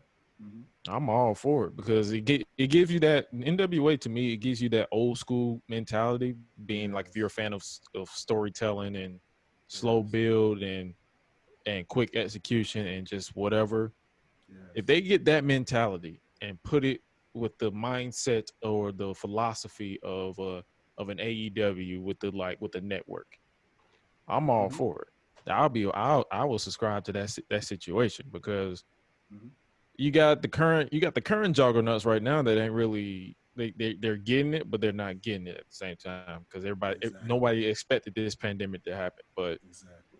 I would 100% like if it's not NWA, I would say someone needs to really get 100% behind Impact Wrestling because Yes. That now was that they mine. now that they've separated themselves from TNA Mm-hmm. and well not really TNA GFW because that whole it was Yeah, at that partnership didn't work out as well it was at as. one period where they was literally TNA Impact, Impact Wrestling, GFW Impact, GFW Impact Wrestling, Yeah. just strictly Impact Wrestling. You had literally name changes within the span of a month and some change. Yeah. And It was kind of confusing to the point where I was like, you know what, I'm good. yeah, that I'm not gonna lie, that was a tough season, and this is what also sparked this conversation because I thought about you have wrestling fans of every promotion, and then you have some of those fans who are specifically dedicated to one promotion, right? Right. Because they feel like that promotion does everything they feel is right. Somebody like for how what you brought up about NWA Power. Somebody may be more of a fan of the old school like style, but does appreciate the new school and likes the fact that okay, that's doing it right. They're building, they got veterans, they got a nice mix, whatever, right? And say, okay, if this is built up this way, man, this can go light years XYZ. And I thought about the fact that I was like, it's kind of like being a dedicated fan to your Los Angeles Lakers.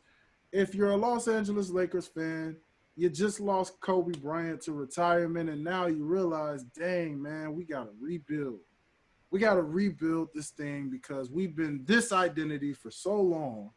Now we got to rebuild. And that's what Impact was doing. That's why I've stuck with Impact because say what you will, they haven't died. They never went out of business. They not. That, to my understanding, the only promotion that ever went out of business was WCW. And from what we've seen in those documentaries, well, we know why. That So was a corporate decision, not really more so of the ratings, because they said they were still getting high ratings. they were. I was mentioning to Derek back in WCW and versus WWF. It was literally at one point they literally had not over 9 million people watching both shows combined. That's true.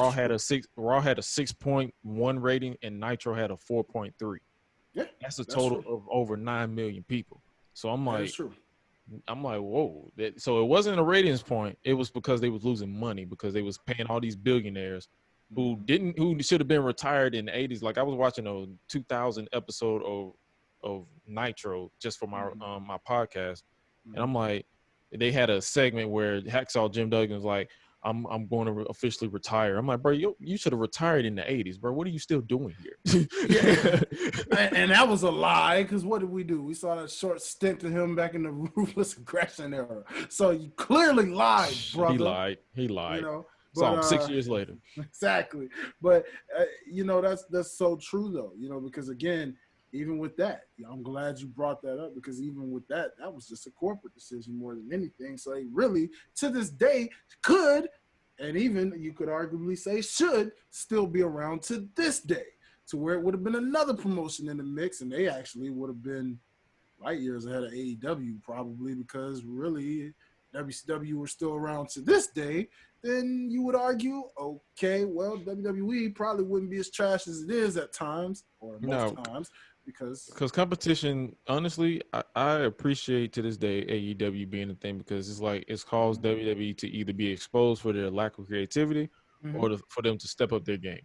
And they mm-hmm, honestly needed a nudge in their rib and be like, "Yo, we need to step up our game." Because even though, because let's be real, I know people don't. I know people think. I think sometimes social media is a toxic place. But Yeah. if every last person who's on social media just don't watch wrestling, that's half of your population who still watches wrestling outside of the casuals who actually cares about what is going on. You Sure. have if this podcast ceased to exist, if my podcast ceased to exist, and just all podcasters just say, you know what, screw it, we're done watching wrestling, we're just going to watch whatever else. Wrestling would probably not be here anymore because Exactly. it's like that's why I'm like I appreciate AEW and hopefully in the fantasy land, if it was anybody that wanted to be backing a company, it should be Impact because they have so many talents in there that is so slept on. Sammy Callahan is a fan. I'm a fan of his.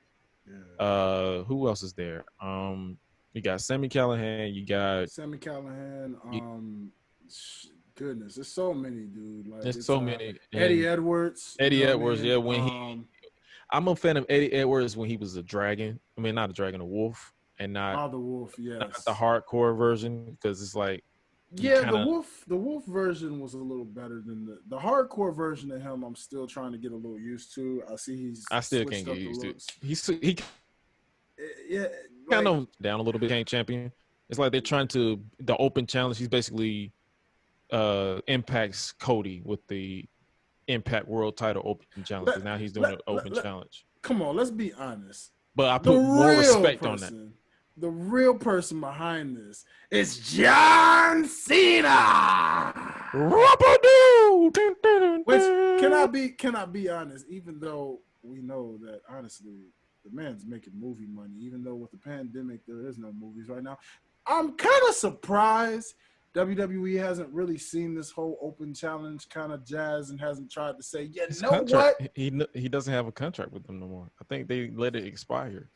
So his in-ring contract, I think they let his in-ring contract expire. So Okay, because I was gonna say it's a surprise to me that they yeah, haven't like I tried to think be it. like, yo, John, there's no movies going on right now, so why don't you go ahead and just come back, do But then that'll some. go right against what Vince says because he came out and said he's trying to build new talent. But we got Big Show versus Randy Orton in the main event 2 weeks ago. So This is true. I mean, it would go against that grain, but just the fact off of just knowing that when he was U.S. champion and he did the Open oh yeah, Challenge that thing, and to was see how this is trickled down to what everybody, because he's the pioneer behind that whole Open Challenge thing. Now it seems because in the modern day because I think they've yeah, been doing open challenges for years in yeah, the past. Taz, Taz, yeah, definitely. that's what I'm saying in the Taz past. is But known he for it. he kind of got it to the younger audience because he was in his transitional phase to from overhyped and overrated to putting people over. So Yeah, and I wouldn't even say he was overrated in my book. It was just more so it was just the marks just didn't like him because yeah,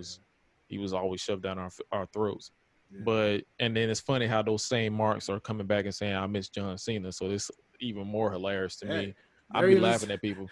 It's funny. Those same marks are even saying they miss Roman right now. Go figure. Exactly, So exactly. It's basically, what like happens when you don't have your big guns? Heck, now they're probably even saying, "Dang, Becky, why'd you have to go be a mom? I miss you too." I'm gonna be honest with you. I was in a way, I was kind of getting a little drained out of Becky because she was there every week. It's like WWE's version of how a champion is like they have to be there every week. They have to do something every week. They don't have to be there every week. You can literally use that time to build up the number one contender, and then the champion can come out. Oh, so you want this shot? All right, let's do it. Yeah, You don't. I think that's the reason why a lot of like AEW and Impact are working is because when they're building to a big title feud, their mhm. champion is not always on the show.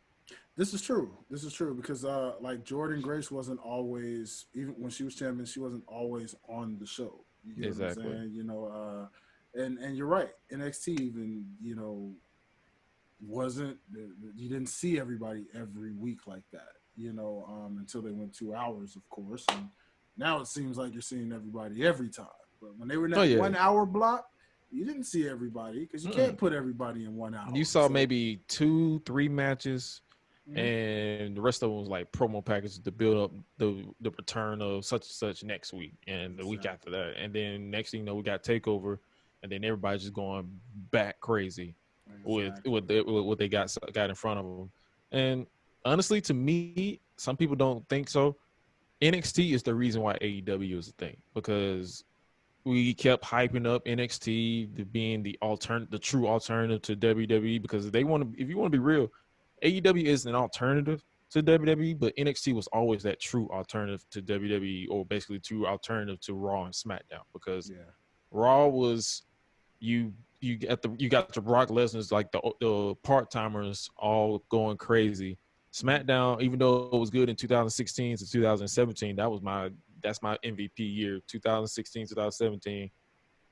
After that, it's like they dropped the ball, and then it just went. They became the same show. So you saw Gotcha. NXT, you're like, okay, that's the alternative. Yeah. AEW, they started off hot. It was at one point where AEW was just insufferable to watch. I don't know what Yeah. it was. It was just like, this is terrible. And Yeah. then it bounced back up during the pandemic era. And then and don't get me wrong, this pandemic era has made it where it's kind of just It's half all and over half.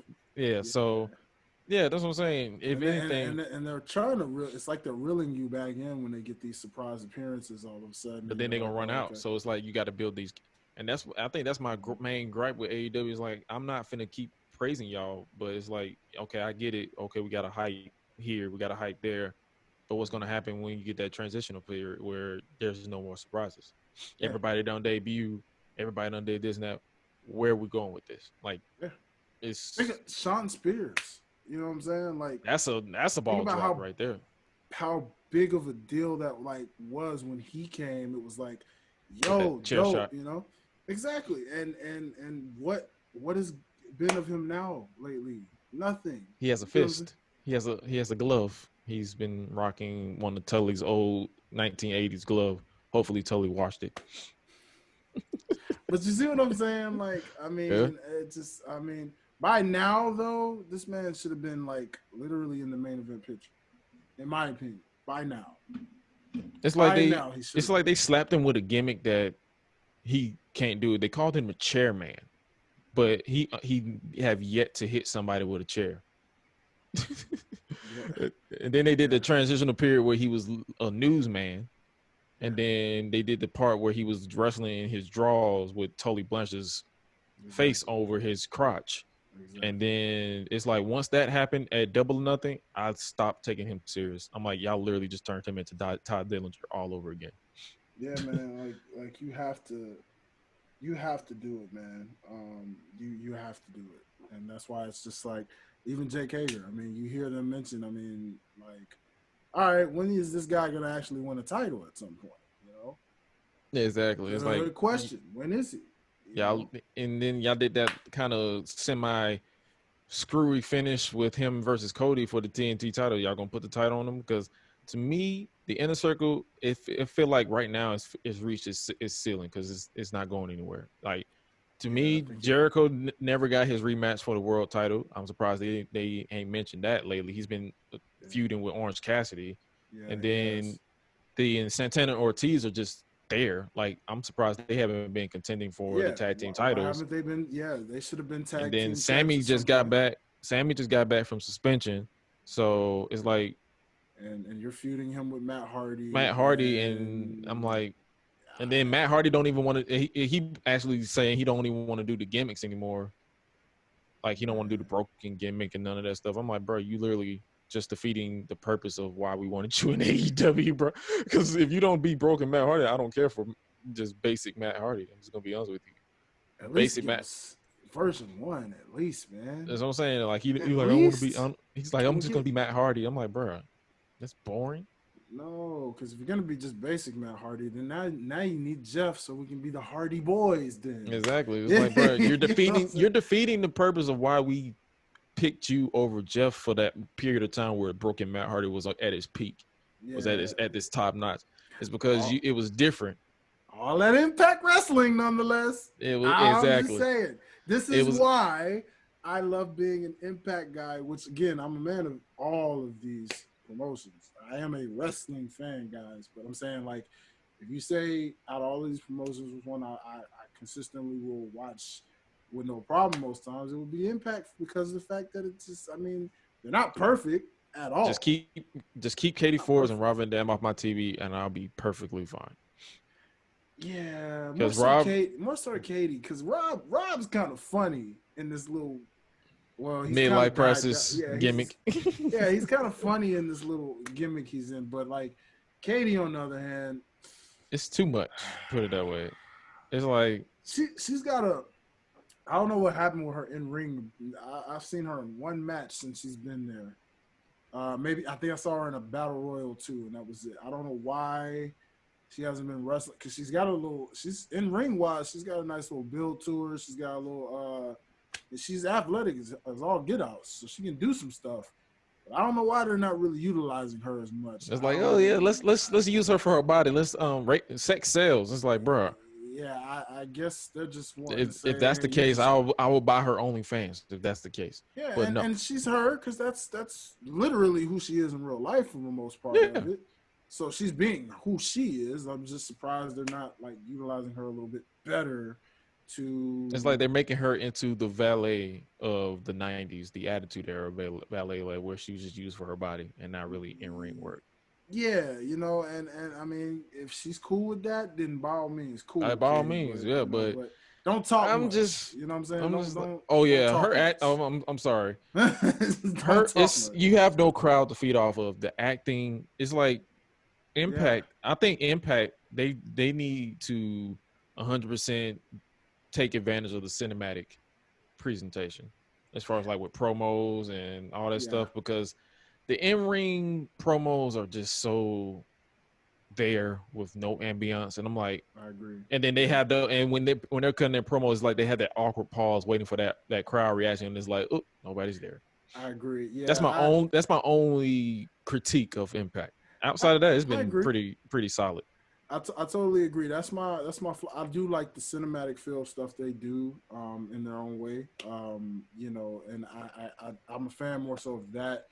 But I think that's why I said it's. I know they have enough talent out there. There are people that's not always on the show that can be at least somewhat in that audience somewhere. Even if you get just some local development talent or something, there's people out there I that think want to they do didn't they something. try it one time with Kira Hogan and them. Weren't they in the crowd at one point? And They just were, yeah. Kira, it was the two of them, and it actually worked. I liked it. I thought it was entertaining because I was like, well, hey, I mean, it's cool. it's working on the characters. Like I think they need to do that to where it's like you don't really have to worry about doing too much backs Yeah, behind the scenes. But then at the same time, I think they're trying to follow the CDC guidelines. Like since it's so condensed, they don't really have that much yeah, space to do social distancing, so they can't have too many people in on set at a true certain that. time. So I Makes think that's why sense. they're kind of going promo heavy with behind the scenes. Like I think they're doing the Wrestle House now. Yeah, I saw that. So Which is cool. It's a nice little entertaining side it thing. was it was entertaining while I was drunk, so I haven't yet watched. I haven't watched it yet. I haven't watched it yet Hey, sober. So hopefully, hey, there you go. If it's only entertaining to you in that state, then by all means, brother, I don't recommend a sober state. You know what I'm saying? If it's not, probably not. but for me, I'm corny like that. I like corny, so I can be sober. And I ain't I'm a knocking sober nobody who guy. enjoys it. I ain't knocking nobody who Yeah, chooses corny, but it's like hey, corny works for me sometimes. All right, sometimes, like if it's sometimes. too Now, if it's awkward, too corny, yeah. yeah, If like it's that too Katie awkward, no. stuff, couldn't do it. That was like, nah. The That only type of corny is like, nah. I think the only thing that saved that segment was Sammy putting his face over her pictures. That was the only thing that made me Man, laugh. I I, laughed. I'm sorry.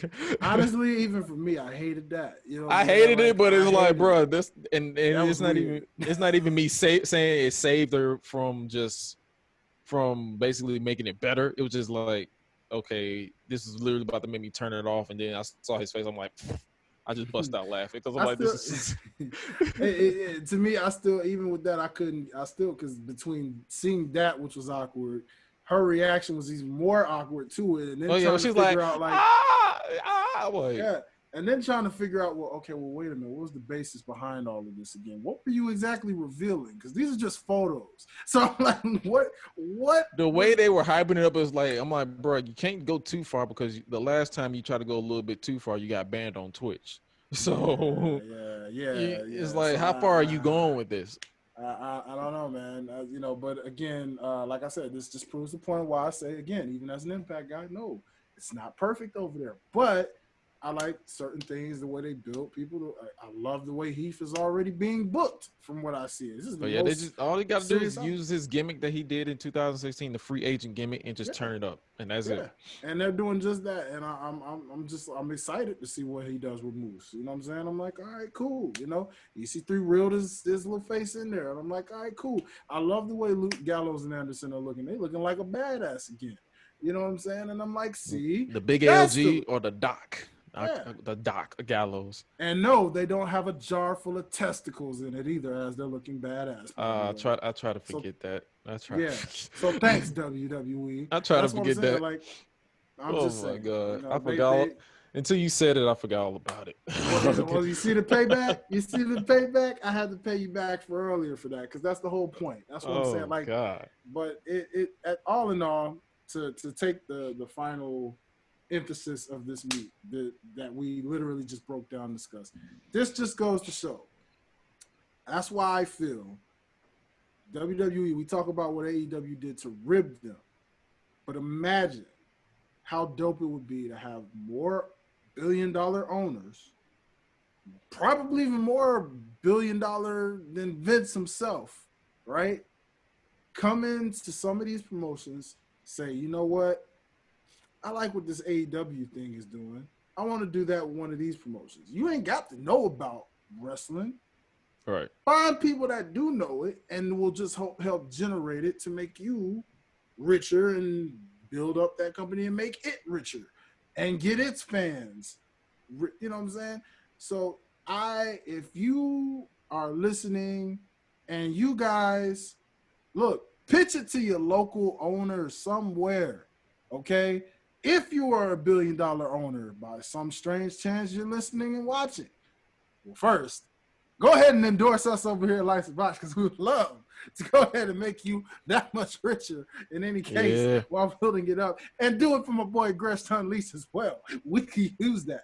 But aside from that, find a promotion. We can, look, come to us. We will tell you who to invest in. Again, We will NWA and we Power.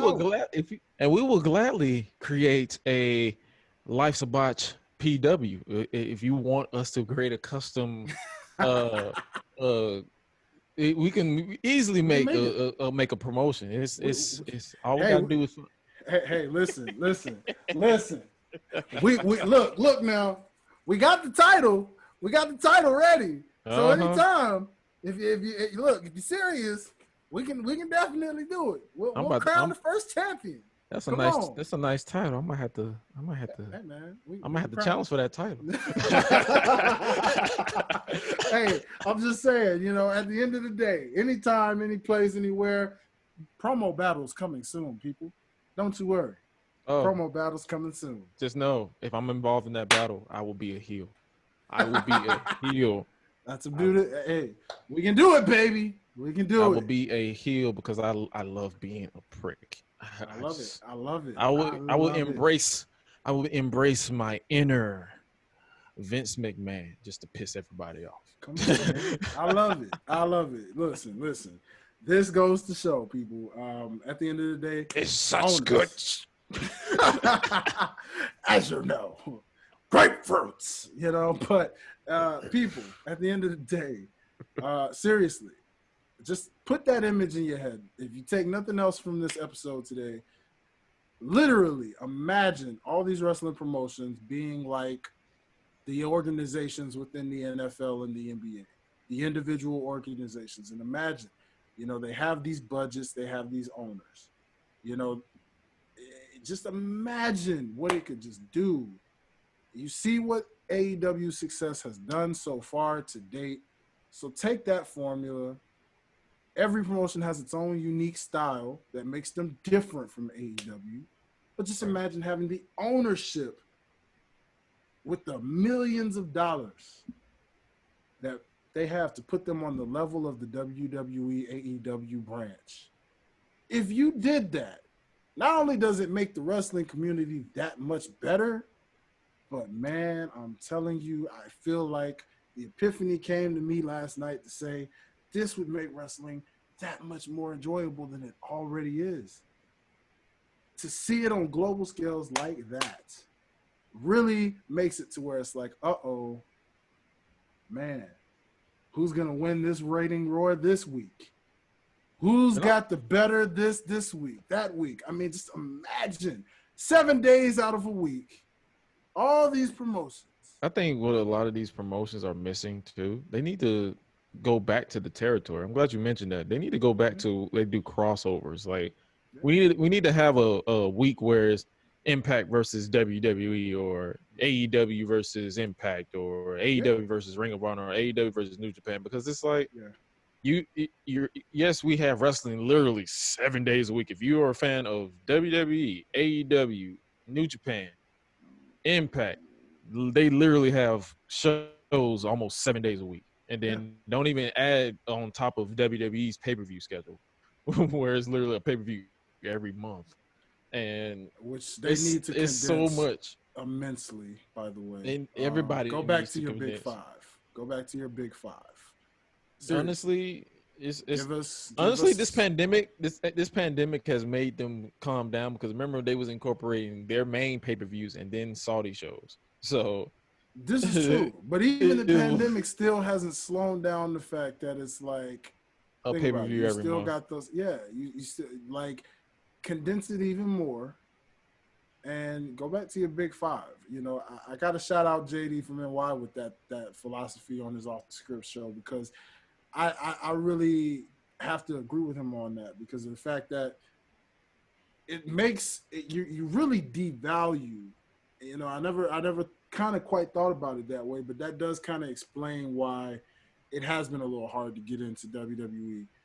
It does devalue versus AEW because AEW did go back to that. That's their pay-per-views are very widespread, so they do have a build-up and everything. It's just they can be all over the place. That's kind of their problem in a way. With they have build-ups, yes, but new people are debuting and other things are happening. So they still getting it together and figuring it out. But I think keep your Royal Rumble, keep your Survivor Series, keep your SummerSlam, keep your WrestleMania, keep King of the Ring, Or make it a bring it pay per back. view again, Bring it back. bring it Yeah. back as a pay per view again. Get rid of Money in the Bank because, or put Money in the Bank back on Get WrestleMania. yeah, put stuff like that either back on WrestleMania and or SummerSlam. Make that the gimmick match. It doesn't need its own pay per view. You can, if you want to split it up, one for women, one for men, you can do that, sure, but don't make it a full pay per view. It doesn't need that. Put that on one of your big mega shows. Same thing with your TLCs. Get rid of that. Make that a once in a while thing. Backlash doesn't need to be around. Make that a special. You know what I'm All right. saying? Make that a little Go special or back to something. your 2007 pay-per-view schedule because it wasn't. I think it wasn't as tedious because I think because they treated every big pay-per-view. I mean, every pay-per-view as a big pay-per-view. I think that's the Yeah, only reason. yeah, Now it's just like a transition to the next pay-per-view. yeah, Elimination Chamber is a transition to WrestleMania or yeah, Fastlane, and WrestleMania is a transition to, or WrestleMania is the big show, and then you got Extreme Rules, whatever made pay per view, Money in the Bank, SummerSlam, whatever. It's like it's like, bro, can y'all Can you calm it do down? It's come on something. something? Give us something. And again, as you see people, we're not complainers. No, We're literally breaking this down in a way to show you the good, the bad, and the need improvement. So we all say that to really say this is just a thought that I want you guys to be left with and just imagine some of these promotions that really need that big $1 billion owner to come on in, even if they know wrestling or not, and just get with some people. Because again, Ted Turner proved you don't have to know wrestling to make something no. successful.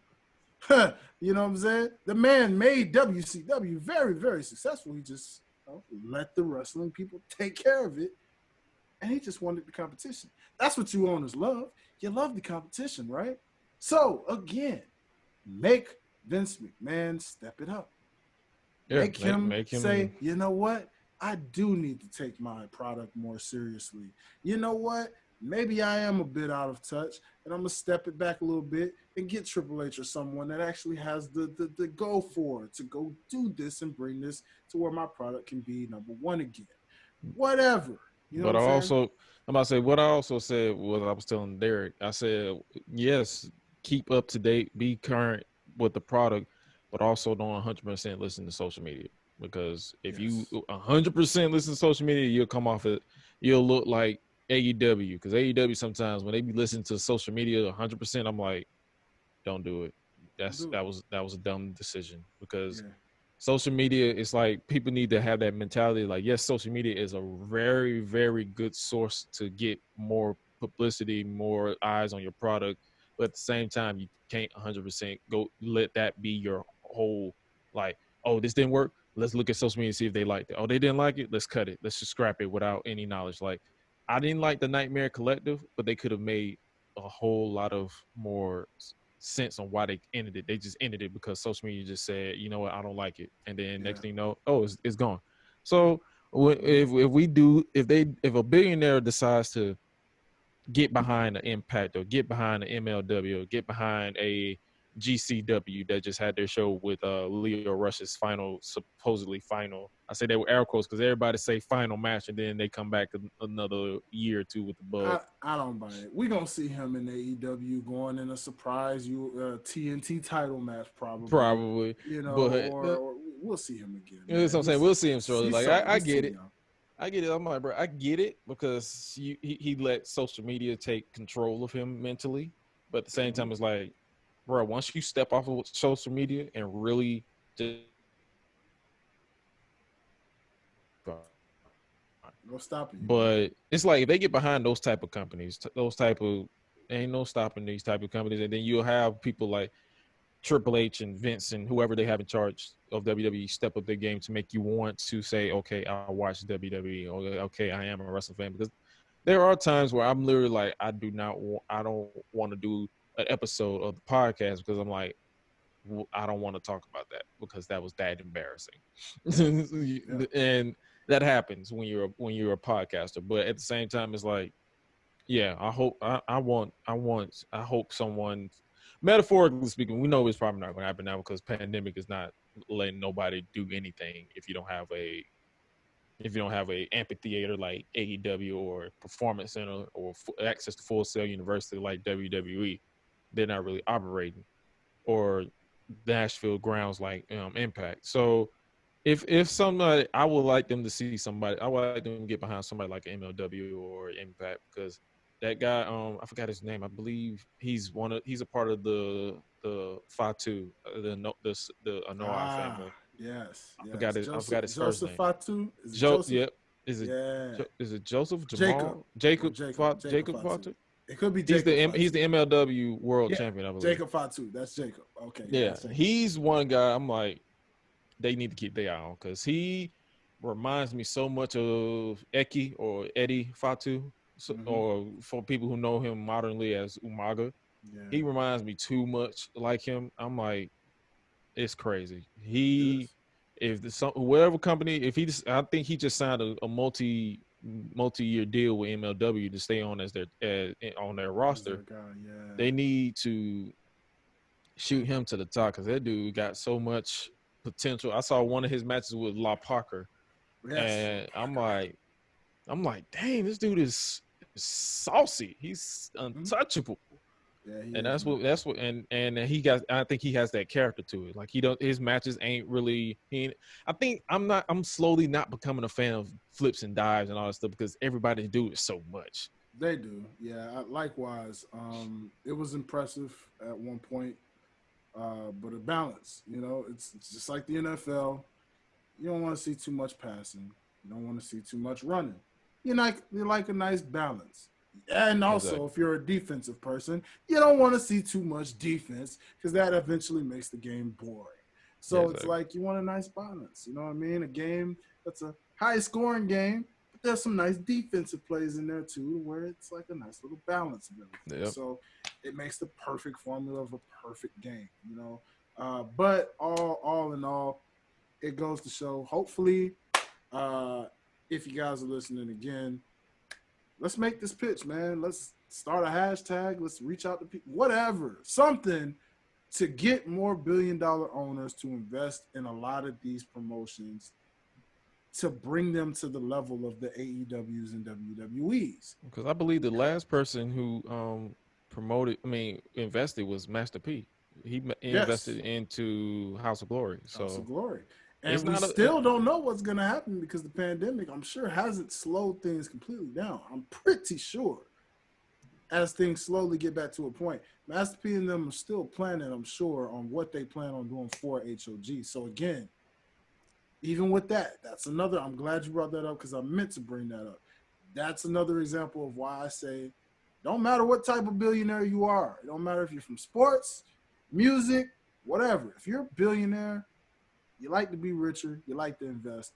Trust me when I say your ultimate cash cow is all of these promotions in the wrestling business because wrestling fans invest in what they like and what they watch. And trust you me, if you get behind one of these promotions and you take it to that level of WWE, AEW, you will, trust me, you will reap those benefits. And wrestling fans will be happy because you got all this competition. yeah, And it's just going to make the shows step up on each other and say, you know what? All right, game time. Let's go. yeah. So, all in all, man, we had a lengthy show, a little more lengthy than I wanted it to be. That's what happens when you Derek, have. That's what you happens when you have fans. when you have It's fans, talking. and Derek, I do apologize. I made this one a headache today. It was supposed to be a little sample episode. So, if this is broken up into parts, allow me to say it like this. Ladies and gentlemen, that about does it for the first part of our episode of Lights and Botch. Tune in for the second part with my boy Josh Gresham as we are going to go ahead and do the rest of this conversation at wherever the stopping point is. Hey, thank you guys for joining us on part 2. And I want to say thank you again for what you did on part 2 of this very episode, Life's a Botch. By all means, this is the concluding second half of this episode. And nonetheless, I would like to tell my boy Josh, go ahead and tell the people where they can find you, my friend, to those who don't already follow and know what you are all about, my friend.